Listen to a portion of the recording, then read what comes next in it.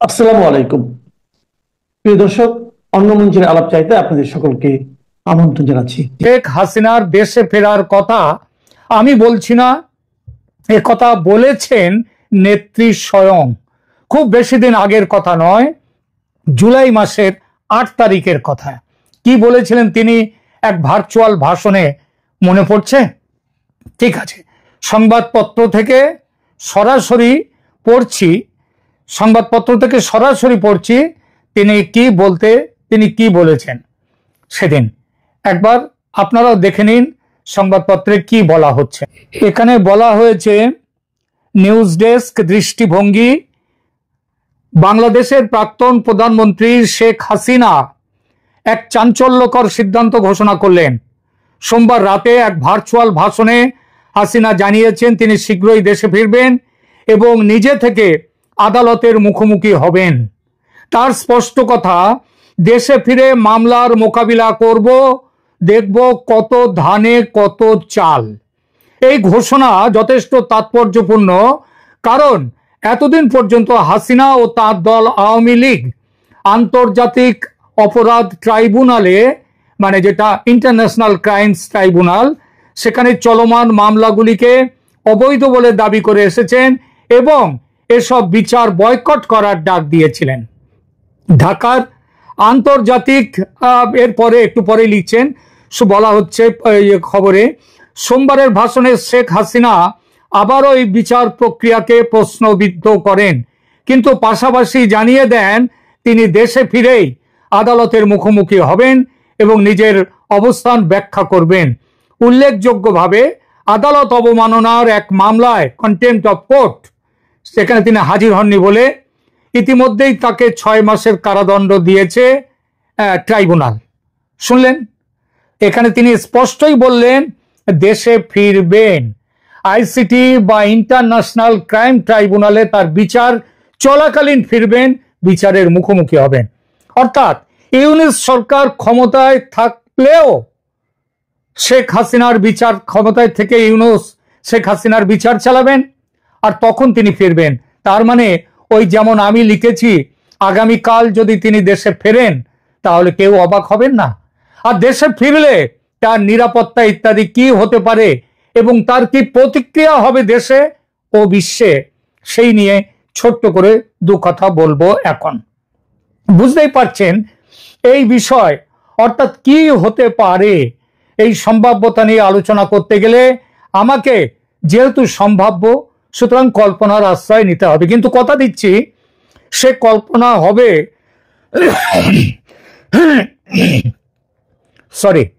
কিন্তু সে কল্পনা হবে বাস্তব পরিস্থিতি বিচার করে, বাস্তবের মাটিতে দাঁড়িয়ে। যদি আগামীকাল শেখ হাসিনা বাংলাদেশে প্রত্যাবর্তন করেন, তাহলে তার প্রত্যাবর্তনের রাজনৈতিক, সামাজিক এবং আন্তর্জাতিক প্রভাব বিষয়ে বেশ কিছু সম্ভাব্য দিক রয়েছে। দেশের রাজনীতিতে কি প্রতিক্রিয়া হতে পারে, এটা এ বিষয়ে ভালো ও খারাপ দুটো দিকে আছে। প্রথমে ভালো দিকটা বলি। শেখ হাসিনার নেতৃত্বে বাংলাদেশে এক যুগেরও বেশি সময় ধরে উল্লেখযোগ্য অর্থনৈতিক প্রবৃদ্ধি হয়েছে এবং অবকাঠামোগত ইনফ্রাস্ট্রাকচারাল ডেভেলপমেন্ট, উন্নয়ন সাধিত হয়েছে। তার প্রত্যাবর্তনে আওয়ামী লীগের রাজনৈতিক স্থিতিশীলতা ফিরে আসতে পারে এবং দলের পুনর্গঠন হতে পারে। দলের যে বিপুল সংখ্যক কর্মী আজ হত উদ্যম হয়ে পড়েছেন, তাদের আশা ভরসা যেন অনেকটাই ভেঙে গেছে, তারা উদ্দীপ্ত হবে ভীষণভাবে হাসিনা ফিরে এলে। সেই যে মরা গাঙে জোয়ার আসা বলে একটা কথা আছে না, সেটাই হবে। আর নেতিবাচক দিক, শেখ হাসিনার শাসনকালে দুর্নীতি, সরকারি নিয়োগে কোটা ব্যবস্থা ও মানবাধিকার লঙ্ঘনের গাদা গাদা অভিযোগ উঠেছে। এই অভিযোগের অনেকটাই যদিও রাজনৈতিক এবং ষড়যন্ত্র প্রসূত।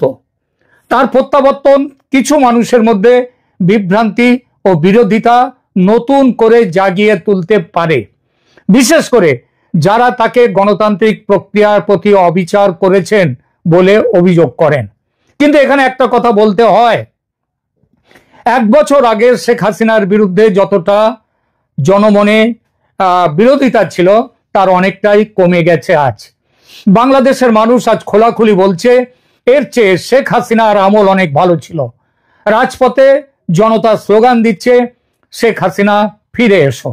এরপরেও যদি মানুষের পাশে এসে না দাঁড়ান তিনি, মানুষ কিন্তু মুষড়ে পড়বে, এবং মানুষ যত মুষড়ে পড়বে আওয়ামী লীগের ফেরার পথ কিন্তু তত দুরূহ হবে, শক্ত হবে। আন্তর্জাতিক প্রতিক্রিয়ার দিকে একটু দেখি। প্রতিবেশী দেশ বিশেষ করে ভারত তার নিরাপত্তা অর্থনৈতিক স্বার্থের কথা ভেবে শেখ হাসিনার প্রত্যাবর্তনকে অবশ্যই ইতিবাচকভাবে গ্রহণ করবে, কারণ শেখ হাসিনার শাসনকালে বাংলাদেশ ভারত সম্পর্ক নতুন উচ্চতায় পৌঁছেছিল। বিশ্বের অন্যান্য দেশ এবং সংস্থা তারা হয়তো শান্তি, গণতন্ত্র, মানবাধিকার পরিস্থিতি নিয়ে তাদের পুরনো অবস্থান অনুযায়ী সমালোচনা করবে শেখ হাসিনার, কিন্তু তাদের প্রিয় পাত্র ইউনূসের আমলে যেভাবে গণতন্ত্র, মানবাধিকার লঙ্ঘিত হচ্ছে বাংলাদেশে, সেটা হাসিনার আমলের তুলনায় অনেক অনেক বেশি। জাতিসংঘের রিপোর্টেও পর্যন্ত ইউনূসের আমলের এই ব্যাপারে তার যে রেকর্ড, সেই খারাপ যে রেকর্ড, সেই রেকর্ডের উল্লেখ কিন্তু এসেছে। এইবার দেখা যাক হাসিনা ফিরলে তার বিচার হবে, তিনি শাস্তি পেতে পারেন। এই শাস্তি বিচার কেমন এবং শাস্তি কেমন হতে পারে সেটা নিয়ে দু কথা বলি। শেখ হাসিনা বর্তমানে বাংলাদেশ আন্তর্জাতিক অপরাধ ট্রাইব্যুনালে আইসিটিতে বিচারাধীন রয়েছেন। সম্প্রতি আদালতকে অবজ্ঞা করার মামলায় তাকে 6 মাসের কারাদণ্ড দেয়া হয়েছে। ট্রাইব্যুনালে তাকে মানবতা বিরোধী অপরাধ, বিশেষ করে 2024 সালের সরকার বিরোধী গণতান্ত্রিক প্রতিবাদের নির্মম দমনের জন্য দায়ী করা হয়েছে। এসব অভিযোগের অনেকটাই যে ভুয়ো সেসবগুলো আজ প্রমাণিত হচ্ছে। যেসব হত্যাকাণ্ড হয়েছে আন্দোলন চলাকালীন, তার বেশ কিছু যে হাসিনার বিরোধীরাই করেছে, তাদের ষড়যন্ত্রের কারণে যে হয়েছে, এসব তথ্য সামনে উঠে এসেছে। আর এখানেই প্রশ্ন ওঠে, বাংলাদেশে বিচার ব্যবস্থার নামে যে প্রহসন চলছে, সেখানে সত্যিকারের তথ্য প্রমাণ ভিত্তিক ন্যায় বিচার কি আদৌ আশা করা যায়? অবশ্যই যায় না, আশা করা যায় না। আর এখানেই সন্দেহ জাগে, তাহলে হাতে পেলে যদি বিচারের নামে চরম অবিচার করে বিচারহীনতার মাধ্যমে হাসিনাকে জুলফিকার আলী ভুট্টোর মতো ফাঁসি কাটে ঝুলিয়ে দেওয়ার চেষ্টা হয়, তাহলে কি হবে? দেখুন, ভুট্টোকে ফাঁসি দিয়েছিল সামরিক শাসক জিয়াউল হক। বাংলাদেশের সামরিক শাসন নেই। গত বছর যিনি আর্মি প্রধান ছিলেন, সেই ওয়াকারুজ্জামান আজও প্রধান। হাসিনার পতনের দায় তার উপর বর্তায় ঠিকই, কিন্তু হাসিনাকে হত্যা করার কোনো প্ল্যান যেমন সেদিন ছিল না ওয়াকারুজ্জামানের, তেমনি আজও নেই। মনে রাখতে হবে, হাসিনার উপর মানুষের ক্রোধ সেদিন যে উচ্চতায় ছিল, আজ তার থেকে অনেক নেমে এসেছে। এই পরিস্থিতিতে হাসিনার প্রাণ সংশয়ের আশঙ্কা নেই বললেই চলে। কিন্তু বিচারে যদি প্রাণদণ্ড দেওয়া হয়, এখানে কথা হচ্ছে ভুট্টো কিসের জন্য প্রাণদণ্ড পেয়েছিলেন? তার এক রাজনৈতিক বিরোধীকে হত্যার দায়ে অভিযুক্ত হয়ে সামরিক আদালতে। বাংলাদেশের শেখ হাসিনার যে বিচারের কথা হচ্ছে, সেটা কিন্তু সামরিক আদালতে নয়। ভুট্টোকে আপিল করতে দেয়া হয়নি, কিন্তু হাসিনার বিরুদ্ধে হত্যার অভিযোগ বলে যা আছে বলা হচ্ছে, সেটা প্রশাসনিক প্রধান হিসেবে তার নির্দেশের জন্য, এই নির্দেশের জন্য পরবর্তীকালে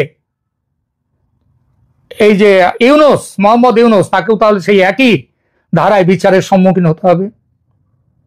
সুতরাং এই যে প্রাণদণ্ডের আশঙ্কা, ফাঁসির আশঙ্কা, এটা একমাত্র গায়ের জ্বালা মেটাতে জামাত তারা যা ভাবছে, সেই ভাবনার প্রতিফলন। আসলে শেখ হাসিনা দেশে ফিরলে তাকে জেলে থাকতে হবে নিশ্চয়ই, কিন্তু তার মৃত্যুদণ্ডের কোনো কিংবা জেলের মধ্যে মেরে ফেলার কোনো সম্ভাবনা নেই, কারণ সেখানকার যে সেনা, সেই সেনা অনেকটাই কিন্তু হাসিনার পক্ষেও রয়েছে কিছুটা হলেও।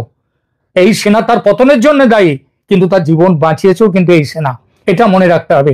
1 বছর আগে বাঁচিয়েছে, এখন তাকে হাতে পেয়ে মেরে ফেলবে, সেটা সেনা করবে না। তাহলে প্রশ্ন আসছে, শেখ হাসিনার জন্য এই মুহূর্তে সেরা পদক্ষেপ কি?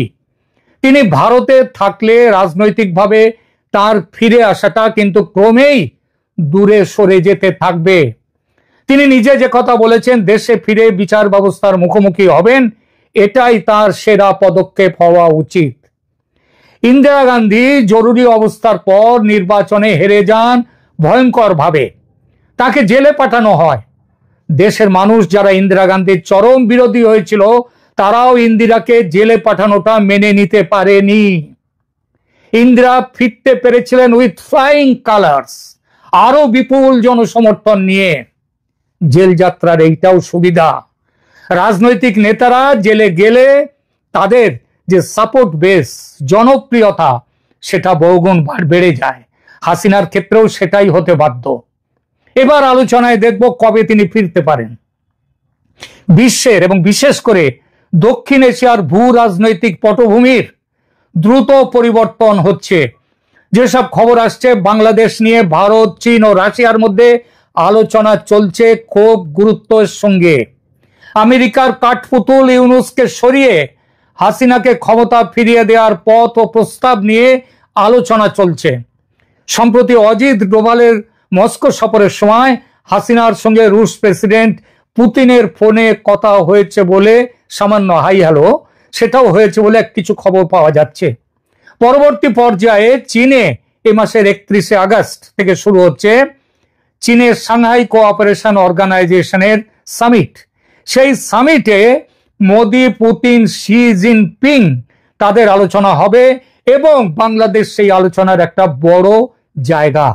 বাংলাদেশে আমেরিকার ঘাঁটি স্থাপনের বিরুদ্ধে, সৈন্য ঘাঁটি স্থাপনের বিরুদ্ধে ভারত, চীন, রাশিয়া। সেই আলোচনার পরপরই শেখ হাসিনা দেশে ফিরে যাবেন। জেলে থাকার জন্য প্রস্তুত হয়ে যাবেন তিনি। বাংলাদেশের মাটিতে তিনি পা রাখলে সেখানকার রাজনীতিতে ভূমিকম্প হবে, বড়সড় ভূমিকম্প। হাসিনার সঙ্গে ফিরবেন ভারতে থাকা তার দলের নেতারা। ইউনূস সরকার কজনকে জেলে রাখবে? ইউনূস সরকার কজনকে জেলে রাখবে? আওয়ামী লীগ দখল নেবে রাজনীতির, মিলিয়ে নেবেন কথা।